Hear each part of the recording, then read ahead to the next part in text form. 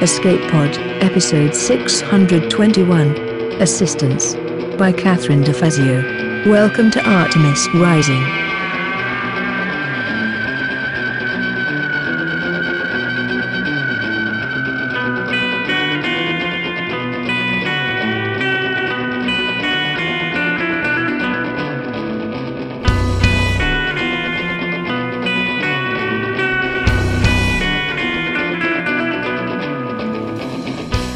Hello, and welcome to Escape Pod, your weekly science fiction podcast.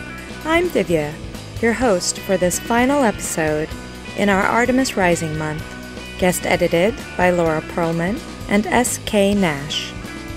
Before we get to this week's story, a quick reminder that Escape Pod's Flash Fiction Contest will be open for submissions between April 15th and April 30th of this year. Polish up those 500-word gems while you still have the time. Our story this week is Assistance by Catherine DeFazio.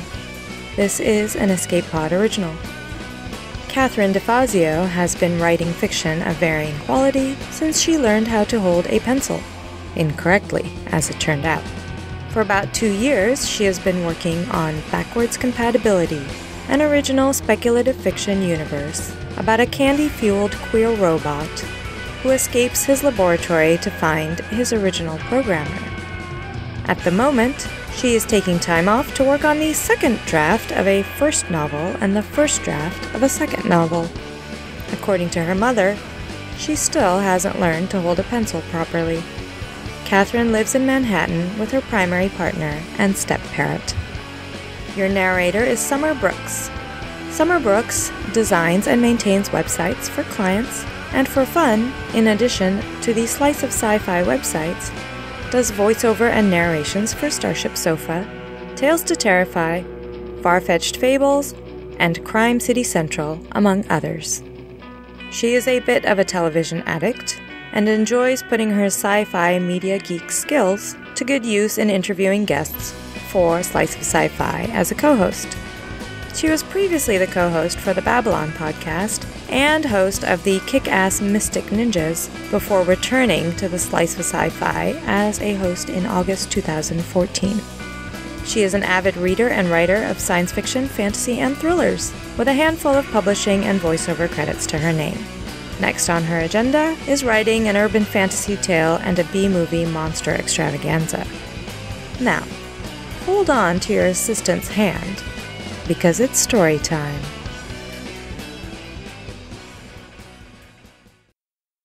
Would you like to discuss your coping plan?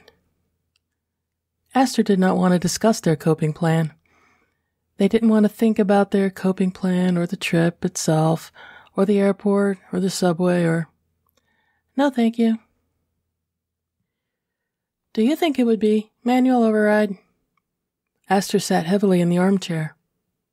The little android tilted its head slightly. I'm sorry, Aster, I don't understand the command. Could you rephrase? It had been worth a shot. Never mind. The value of coping in advance allows you to prepare for the most likely scenario and therefore decrease feelings of helplessness and fear. Would you like to discuss your coping plans? Aster peered over at the android. It didn't need to sit with that ever-so-slight slouch, turn its toes in, hum thoughtfully while it processed information, but it did anyway. It didn't need to fold its hands into its lap. It didn't need to be so soft and rounded, molded gray plastic and smooth faux leather. It didn't need to feel warm. It didn't need to be friendly, to smile, to say please, to offer hugs. But even for its age, Paige was a good model, specifically programmed for mental health support. We're going to get on the train, F. Transfer to the E. Take the air train to the right terminal. Check U. Go through security. Take off my shoes. Put my bag up. Take my laptop out. They swallowed, mouth suddenly gone dry. Find my gate on the monitor. Sit and wait to board. Then I get on the plane and I take a benzo and breathe deep and use my coping skills while on a winged tube flinging itself into the air toward Savannah. The android tilted its head. It said, buying time while it processed. I perceive a judgment. Would you like to discuss the judgment? No. Aster stood back up, turned left and then right, lost, confused for a second. We have to get dinner. Do you require extra support? They didn't want to. They knew they did. Yes. Some days were easier than others, but today was a bad one, this close to the trip. If it were anyone other than family, they'd have skipped the funeral, sent a digital message and a floral arrangement. But there was no avoiding this. They were squeezed in the tight grip of fear, so tight there wasn't even room for grief. They paced aimlessly around the apartment, touching and adjusting things without thought.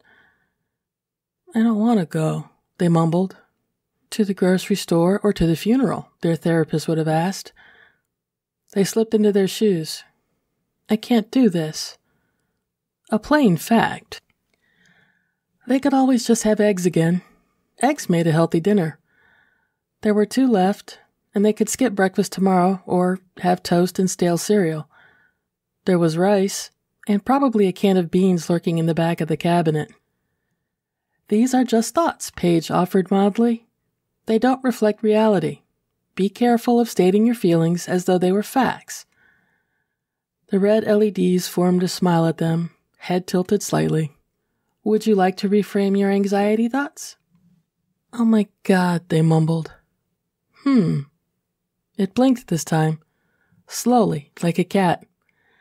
That meant it was thinking harder than usual. Consistently using your coping skills will support your recovery, it said finally. Aster huffed. I'm sorry, they said. Whether it had feelings or not, it wasn't fair for them to take theirs out on it. That's all right, Aster. A pause. Do you need help with the reframing, Aster? I feel like I can't handle going to the grocery store. Is there evidence for or against that? Last week. Their mouth went dry again, remembering the failed shopping trip. The ugly twisting of their face, the silent tears streaming down their cheeks. They'd angled themselves into a corner, as though they could pretend they were just investigating a cookie display when their shoulders were heaving, pouring sweat, and very aware of how conspicuous they were, how pitiful they must have looked. They thought they could make that trip without Paige, and maybe they could, at a different time, as a different person. Maybe they were getting worse. Yes, last week was difficult for you. Do you have evidence against your feeling? Well, I have grocery shopped before. Before things were this bad. Before the whole outside world had become dangerous. And I didn't just hear that my cousin is dying. Yes, you have successfully achieved this goal in the past, and you have not received any unpleasant news today. It blinked, thoughtful. Do you think we can do it together? Probably, just don't draw a lot of attention to me if I freak out. Yes, Paige smiled. If you are in distress, we can leave if you choose, or finish the task if you think you're able to. Great. Aster checked that the lights were off in the bedroom, the knobs on the stove. They hadn't used the stove yet that day, but checking the stove made them feel better. The knobs may have drifted in the night, or they may have left something on last night when they made dinner. Right. Keys, wallet, phone, bag. They got the big reusable bag off the hook by the door. Right, they said again. Ready. They made it down the first flight of stairs before they turned back. Checking reinforces that security comes from checking, not from having completed the task, Paige said from the landing. It had gone out with them enough to know what they were doing. I just want to make sure. I would challenge you not to check, it said. Aster paused at the top of the stairs. I have to make sure I lock the door. What if somebody got in the building? What if they got in and waited in the dark and empty apartment, waiting to do something awful, waiting for... The door was locked. They huffed. You locked the door, they told themselves angrily. You always lock the door. They rejoined the android on the stairs. Don't give me that look, they said. Its face had the same neutral, pleasant expression it wore at rest, but they still felt distinctly judged. You locked the door, it said. I locked it. They waved a dismissive hand. Would you like me to remind you that it is locked if you seem distressed? Esther wouldn't like that at all. They shouldn't have needed it. Please, they said quietly. Reminder set. The little round face smiled. Are you ready to leave? The grocery store was too crowded for this time of night, full of hospital workers picking up food between their shifts and their subway ride home, bachelors buying half a chicken and frozen mashed potatoes, small children pleading for sweets from an impulse buy section at the checkout counter. Esther clutched their list in one sweaty fist, nails digging into their skin. Would you like to work on relaxing? I just want to get this done, Esther said through gritted teeth. They tried to soften. Sorry.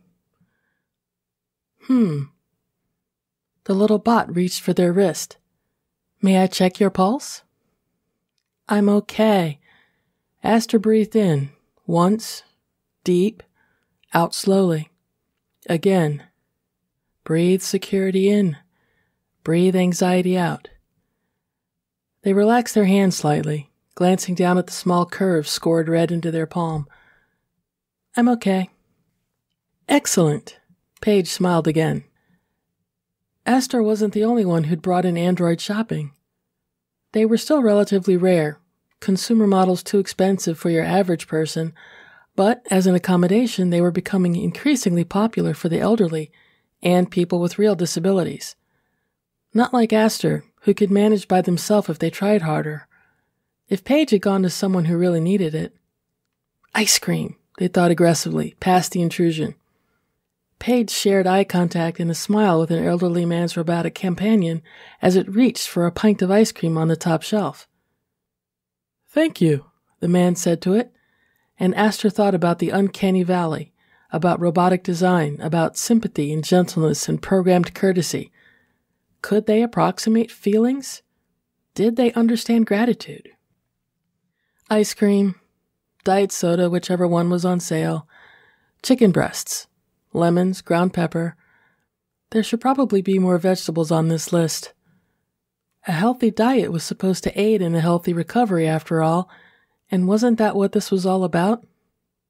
Recovering Esther to the point where they could function like a regular person again, without the need for so much damn help? Reverse their slow but consistent downward trend? Resentment flared in their belly. It wasn't fair. None of this was fair. And there was no one they resented more than themselves. They'd done so well up until now, until last year. They had been anxious, yes, but barely more than your average person. Do you need help? Paige asked pleasantly.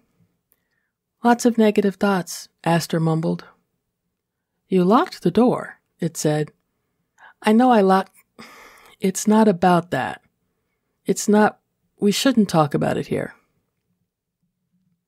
Would you like to leave, or do you think you can finish your task? The old man and his robot were carefully selecting a carton of eggs. It was an older model, slower, and seconds before it happened, Esther predicted the horrible snap, the mess of egg all over the floor, the apology from the bot and from the man, and from the manager, and the squeaking wheels of an ancient maintenance android with a broom, and suddenly it was too loud in here, too bright to endure. Let's just get this over with. Eggs were out of the question now, but there were still a couple at home. Shouldn't buy perishables before going out of town anyway. The day before the trip, Esther finished off their eggs and washed all the dishes and sat with Paige a long time, holding their smooth plastic and pleather hand. It's going to be fine, they said, again and again, hoping they could believe it. You have done this task before, so there is reason to believe you can do it again, Paige agreed. They went over the coping plan. They put Paige in rest mode, its closed eyes not watching Aster mill about the apartment, looking for something to do. They'd already taken a shower and done all the cleaning they were likely to do, but they were too anxious to sit down at the computer or sleep through the endless hours they had to fill. "Hey, Paige?" Paige's eyes widened, pixels in its face rearranging to look like a yawn while it came back online. "Yes, Aster," it asked. "Can we do some stuff?" "You would like help using your coping skills?" "The breathing one, with the, yeah." Aster took its outstretched hand. Paige's hand was warm and smooth under Aster's. The facial display was replaced with a star, growing and shrinking in time with the preset paced breathing pattern Aster had selected during initial setup. Slow, blossoming belly breath in, expanding, expanding, expanding. Slower. Longer belly breath out. Chest still. Diaphragm doing all the work. That was the hard part, not letting their breath get high in their chest, shallow, thready, dizzying, not letting it turn into hyperventilating. "Do you feel calmer?" Paige asked, when Aster squeezed its hand to end the exercise. "Yeah." Aster smiled, but it felt a bit weak. "Yeah, I guess so." There were no friends to say goodbye to, but there was a local bar they liked sometimes, one where a service bot wouldn't get funny looks or stupid questions from drunk college kids. Aster couldn't decide if it was worse with the little orange assistive device vest off, making them look like some kind of rich show-off taking their robotic assistants everywhere, or on, inviting everyone to try and figure out what was wrong with them, or worse, offer their opinion on whether or not anything was wrong at all. Technically, nothing was wrong with them, nothing a little willpower wouldn't fix. If they could just stop moping. If they could just wise up, get back into the real world. If they could just stop doing this. In the end, they decided it would be slightly easier with the vest on. Sometimes, noticeable assistive devices rendered one functionally invisible to normal people, especially since the table between the window and the bar was available, a quiet little corner to tuck themselves into, away from the big speakers and the television sets broadcasting endless sporting events. They ordered a stout, tapping their nails against the side of the glass when it arrived. "Would you like to discuss coping skills?" "I don't want to cope right now." Aster took a long drink and then leaned back in their chair. "I want to finish this beer and maybe have another one, and I want my life back. Before... Would you like me to record this conversation for playback in your next session?" Paige's voice was soft, almost intimate. A close friend offering a shoulder in a roundabout way. "Record it, and I'll listen later and let you know." They were almost certain to delete it, but somehow the memory of their feelings was never as intense by the time they got into their sessions, and they worried that their therapist didn't understand the depth of the feelings simply because she'd never witnessed it. They didn't like to talk about the incident. It seemed so stupid now. Not that the man had died, of course. That was tragedy, but how much it affected Aster, slowly eroding away their sense of security, their trust in everything. They hadn't even been involved. They just witnessed it, going home buzzed after a few beers, walking toward the drunk guy on the subway platform. "He just pitched right off," they whispered. This wasn't a flashback. It didn't feel like it was happening all over again. They knew where they were, what was going on around them. They knew how powerless they were to go back and stop it. "By the time I got to him, the train was already barreling down." "There was nothing you could do," Paige said. Aster wondered if it had an exact count for how many times it had told them that. "You are not responsible for what happened." If I hadn't been drinking, maybe I could have gotten to him faster, gotten him away from the edge of the platform. Aster reached for the beer, with a hand they were surprised to see wasn't shaking. I know it's not my fault, but he fell off so easily, just toppled right off, like there was no comparison to draw. He didn't even make a sound. I'm not sure he knew what was happening to him. I have, dreams. Sometimes. Dreams where I'm the one who fell off the platform. Which feels really selfish, like I had to find a way to make it about me. And there were so many other dangers like that, dark and grim and horrible, things that would get you if you weren't prepared, if you weren't vigilant. Crime may have been down, but the city was still teeming with dangers. They didn't say that part out loud. No matter how sweetly neutral its face, how non-judgmental its language, it may have had the capacity to realize how stupid that would sound. The fears hung between them, unspoken and unacknowledged. Aster took another sip of their beer. "End recording," they said. Aster rode the train twice a week, once to their individual therapy session and once to group. Wouldn't it make more sense to be afraid of the train altogether? But it was uncertainty they feared most, and now that uncertainty was directed at the possibility of being late, of missing their flight. The cab ride was a $40 indulgence that rendered the anxiety only just manageable. "Would you like to discuss your coping plan?" Paige asked quietly. "No, thank you." They'd gone over it enough. "May I check your heart rate and respiration?" "I'd prefer if you didn't." They thought about panic, the world flaring white like an overexposed photograph, the horrible certainty that they were about to throw up and then possibly die. How would checking their respiration prevent that? Responses like that always took it a little longer to process. "Please alert me if you feel symptoms of a panic attack, such as overwhelming dread, dizziness, difficulty breathing, feeling faint. Yeah, I got it." No point in telling Paige they were already experiencing half of that, and they hadn't even left their neighborhood. So many things could go wrong on a plane, and so little of it was in the passenger's control. Maybe they should take the lorazepam now. Give it more time to kick in. Maybe it would still last through the entire flight. It would only be a couple of hours. 95% of what a plane did was automated, but the captain was mostly there to soothe the passengers' nerves. But still, so many things could go wrong on a plane.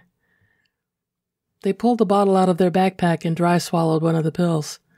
At least no one can accidentally fall on the tarmac and die, they thought, and instantly cursed themselves for thinking it. What a horrible thought to have. And, a different, sneakier voice said, there are plenty of people down there to get hit by a taxiing airplane. It was going to be okay. It would all work out fine. They were possibly going to die, horribly and in pain. Plane crashes were rarely pretty. People died all the time, of all kinds of things, and there were lots of things that could go wrong on a plane. "Stop," they whispered. "I'm sorry, Aster. I don't understand the command," Paige said. "Could you please rephrase?" "No, not you, me." They looked out the window and extended a hand towards Paige. The warm, smooth hand squeezed theirs, and they held on the rest of the way to the airport. At the airport, they paid their fare and stepped up onto the curb, Paige a step behind, humming a two-note tone indicating readiness for instructions. But Aster's feet stuck to the sidewalk, like they had walked on fresh asphalt. "I can't do this." Paige was silent for a moment. "Is that a fact or a feeling, Aster?" "I know it's a feeling. It's a very strong one. Feelings influence reality even if they aren't, facts." "Yes, emotions are important. They contain vital messages about your situation. All emotions have a function. However, You are not bound to your feelings in the way facts bind you to the world. You are capable of surviving the flight. Last time I flew, I didn't have to, check anyone. Are you concerned for my well-being or worried about being alone? Both? Paige took an awkward half-step forward and smiled at Aster. I will be fine. In compact mode, I will meet the size and weight requirements for checked luggage. It is safe for me to fly if I shut down my operating system. I am sorry I cannot compact small enough to fit in the overhead bins. That's fine. I have to get my suitcase up there anyway. Aster's mouth was dry. What if someone steals you? I am difficult to steal. I am quite heavy, and I will only respond to your voice and touch. Additionally, I am not a valuable commercial model. It indicated his little orange vest. What if you're damaged in transit? I am authorized to fly in the luggage compartment of commercial airlines, and your insurance company will cover repairs not caused by mistreatment or acts of God, such as flooding, lightning strike, meteor. Yeah, but I'm attached to you, Aster did not want to say. Would its significant repair change it in some way? Would Aster perceive a difference that wasn't there, stamp their foot and cross their arms? No, I want my robot. Many things can go wrong, Paige said with a nod. But you have a lot of distress to tolerate today. Let's focus on that, rather than what could happen to me. Unbidden, Paige reached slowly for Aster's hand and gave it one long, warm squeeze. If you're ready, there is still plenty of time to get through security and find your gate. That was a joke. Aster was 3 hours early, having misjudged both the press of impending rush hour traffic and the length of the cab ride. But there was no point in hanging around outside. Aster let go of its hand. Come on, they said. I would advise you to take your prescribed medication before you begin the security screening process. Already done. They swallowed again in case the pill was stuck somewhere in their throat. I would advise you against consuming caffeinated beverages available for purchase past the security checkpoint. Would you like further advice for coping with potential distress? No, I think I'm okay. The woman at the luggage check eyed Paige dispassionately as it held out its wrist for a luggage tag, printed with Aster's name and flight number. It sat delicately on the conveyor belt and tucked its limbs up, knees to its chest, and arms folded neatly at its sides. It took a second to wave and smile before effecting its neutral sleep mode face. As the conveyor pulled it away, Aster watched the red bulbs blink and go dark for the first time since it had been delivered to their home. They stood and waited, wanting to watch it as long as they could. It seemed so much smaller all folded up, smooth and fragile in its silence. Excuse me? The woman indicated the line forming behind them. Sorry. They stepped out of the way, looking around helplessly, and finally dragged their suitcase towards the security line. Airport security is supposed to keep an eye out for people who look nervous. This fact did not help Aster feel less nervous. Between that and their nebulous gender, they were very likely to get flagged for a pat-down. They waited in the security line, checking and rechecking their phone. They really should be able to take an assistive device on a plane without buying another ticket. What was the point of a support android if it couldn't follow its owner into the kind of situations where support was most needed? Their phone fell out of their shaking hands with a too loud clatter. The man in front of them had a small, roughly person-shaped bot rolling after him. A personal assistant. Would probably fold flat enough to fit under the seat. Aster found himself feeling bad for it, as though it could experience discomfort. Maybe they all could, and had just never found a way to express it, or saw enduring it as part of their duty. They tapped the corner of their ID against their phone, looking again and again between the time and their digital boarding pass. They still had plenty of time. The line wasn't very long. They pulled the quart bag of toiletries out of their backpack, put it back, considered taking another pill. The first one should have been working by now. Would they even be able to tell if it was working? Or were they too keyed up for medication already? It was too late to call their therapist for advice. They were almost to the front of the line. Everything flashed white for just a second. Aster leaned heavily on the handle of her suitcase, tried to breathe slowly and deeply, but not too deeply, not enough to make them dizzy. Next! I can't do this. They looked helplessly down at their ID, their gender marked on it. The picture beside it was recognizable, but could easily pass for a binary sibling to a suspicious eye. Next! Someone called again. They were holding up the line. People were getting impatient. They'd be angry soon. Someone tapped Aster's shoulder, and they cringed away from it with a gasp. They dragged the suitcase forward, distantly aware that it wasn't rolling on its casters anymore, but unsure how to fix it. They blinked, tried to clear their blurry vision, extended their ID to the man sitting at the podium. He took their ID and pointed at a small box on the flat surface. What? They sounded ragged, desperate. They were definitely getting a pat-down. Maybe they'd get pulled into one of those rooms and interrogated, like on TV shows. What if someone messed with their suitcase when they weren't looking and there was something in it? Scan your boarding pass, the man said again. They held up their phone with shaking hands. Nothing happened. Sorry, they mumbled, turning the screen back on and fumbling with their fingerprint ID. They scanned again, and the light turned green. The man stared back and forth between their state ID and their face, again and again. Finally, after a decade of looking, he handed it back and waved them on. Now came the hard part. Apparently, you were supposed to get your carry-on bag into a bin now? The bins weren't in a pile anymore? You had to wait for the first set of bins to move, watch your laptop and shoes drift away while you waited to launch your suitcase after it? They staggered through the shouted instructions, unbalanced and slightly dizzy. What if someone stole their laptop after it went through the scanner? What if something went wrong with their bag? They stepped into the little booth, held their breath while it scanned them.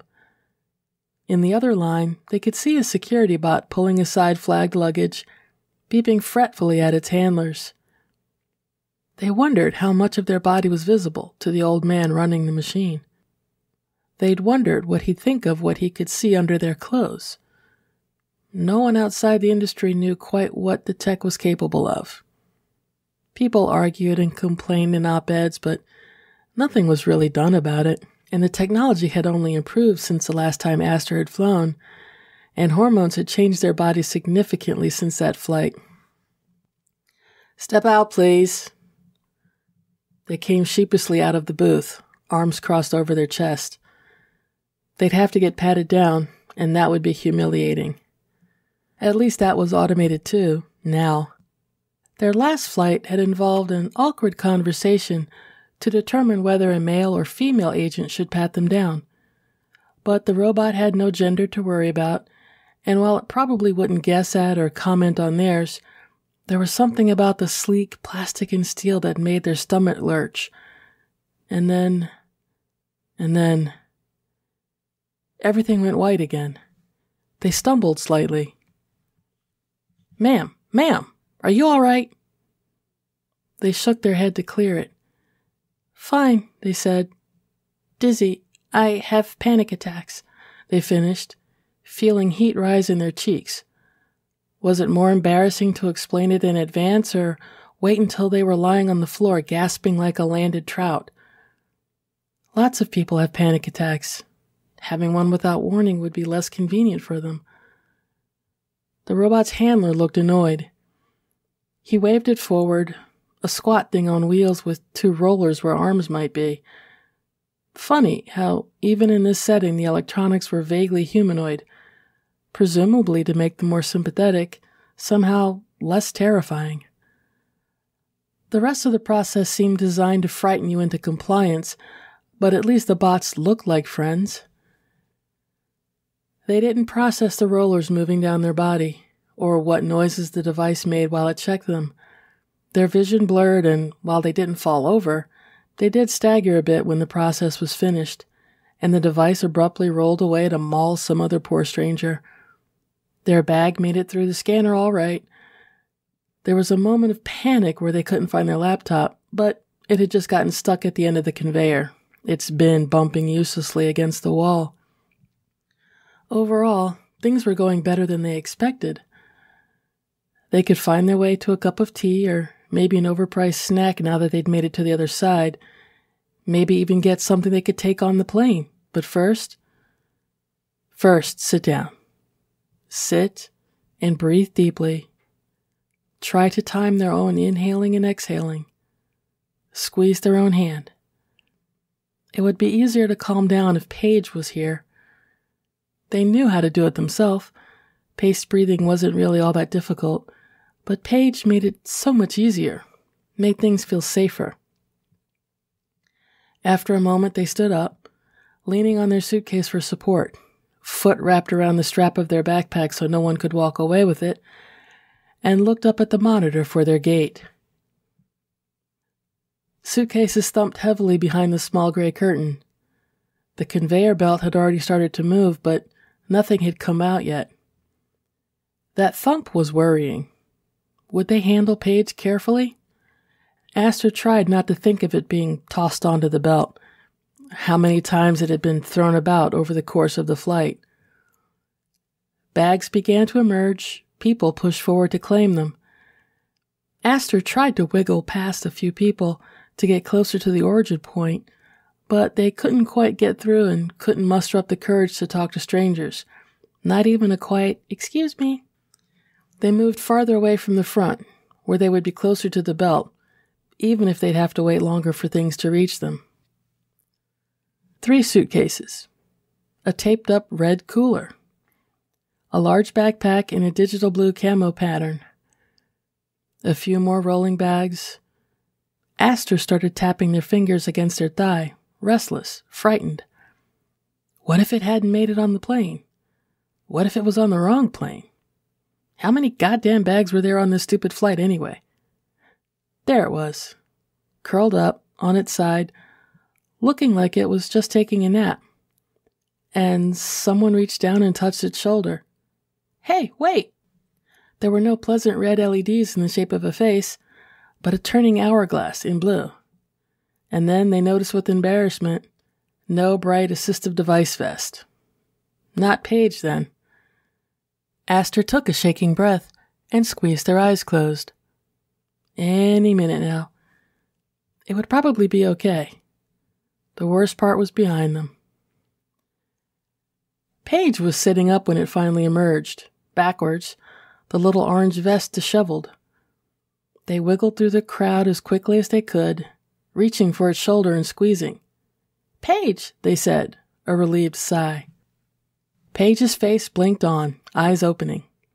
It yawned and stretched, resting animation while it came online. "Patient Assistant Generation E." Its voice was monotone and different, deeper like the startup tone that followed it, and there was a second's flared panic in their stomach before they remembered that their custom settings probably just hadn't loaded yet. "Hello, Aster," it said pleasantly in its usual sweet, clear voice. "Did you have a good flight?" It tried to stand up, stumbling as the conveyor moved under it, falling sideways off the belt and onto the floor. "Are you okay?" Aster asked, acutely aware of the looks their spectacle was getting. Or maybe not, they tried to convince themselves. Maybe no one has noticed. People are less interested in you than they ever seem to be. "I am undamaged," it said. There was a slight scratch on the molded gray plastic of its shoulder, a smudge of some kind of grease on its face. Aster polished it off with the sleeve of their sweater. "Would you like help getting a taxi?" Aster smiled. "Begin recording?" Paige blinked, then went blank. "I did it," they said softly. I got on the plane by myself. I didn't take an extra pill. I got through it, and I guess. They swallowed. It's funny. I keep fighting the help because I thought I shouldn't need it. I should be able to do everything. I shouldn't be so. I should be okay. They swallowed, smiled weakly. Guess I do need it. End recording. There was a moment of stillness before Paige tilted its head. It said. Thank you, Aster. Aster blinked down at the bot. What for? For allowing me to assist you. Oh, Aster ran their fingers through their hair. You're welcome. Come on, let's go find a cab.